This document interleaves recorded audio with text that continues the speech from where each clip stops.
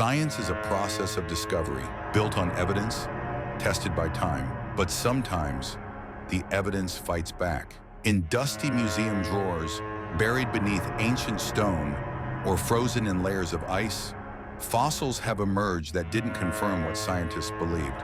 They challenged authority, rewrote timelines, and forced us to reconsider everything we thought we knew about the story of life on Earth. This is the story of the fossils that broke the rules and debunked long-standing scientific theories. For over a century, the scientific consensus was clear. Birds and dinosaurs were separate branches of evolution. Birds were seen as distant descendants, or not even dinosaurs at all. That changed in the 1990s when Chinese paleontologists unearthed a game-changing fossil in Liaoning province. Its name, Sinosauropteryx, a small bipedal dinosaur with something strange. Along its spine, scientists discovered fine hair-like filaments. They weren't scales, they were proto-feathers. Then came more discoveries. Microraptor, a four-winged, feathered dinosaur Caudipteryx, with a fan of feathers on its tail, Anchiornis, with preserved wing structures nearly identical to modern birds. These fossils debunked the old theory that dinosaurs were all scaly, reptilian beasts. They proved birds didn't just evolve from dinosaurs, they were dinosaurs. And with that, the boundary between ancient predator and modern pigeon collapsed.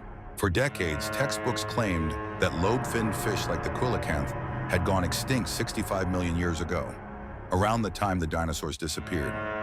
It was believed they were transitional species, long dead, never to be seen again.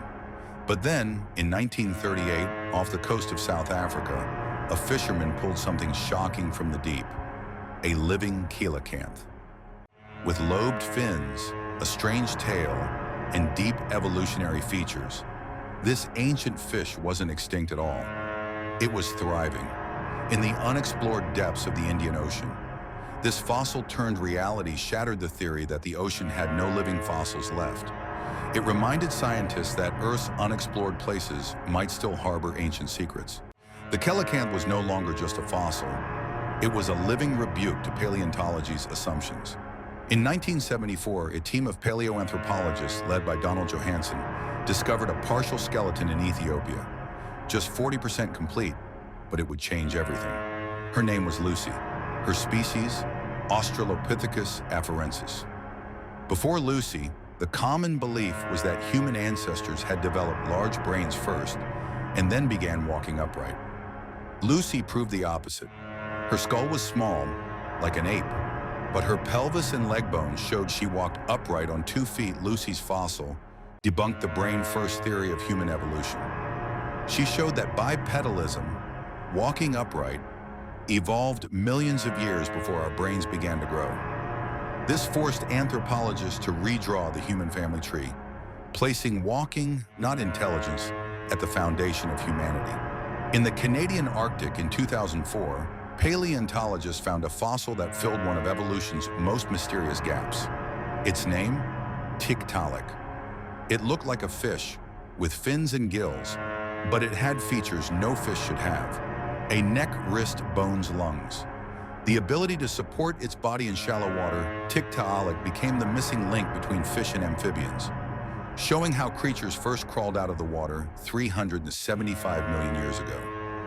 Before its discovery, skeptics of evolution pointed to the lack of transitional fossils as a weakness in Darwin's theory. Tiktaalik silenced those critics. It debunked the idea that no evidence existed for water-to-land transition.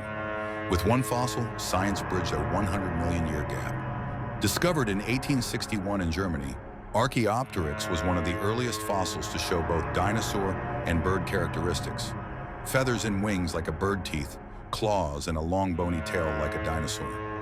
For years, it was considered the first bird. But as more fossils emerged, scientists began to question that title. New feathered dinosaurs from China were older than Archaeopteryx. Some had more bird-like features, and modern birds might be more closely related to different dinosaur groups altogether. Rather than confirming neat categories, Archaeopteryx debunked the simplistic notion of firsts in evolution.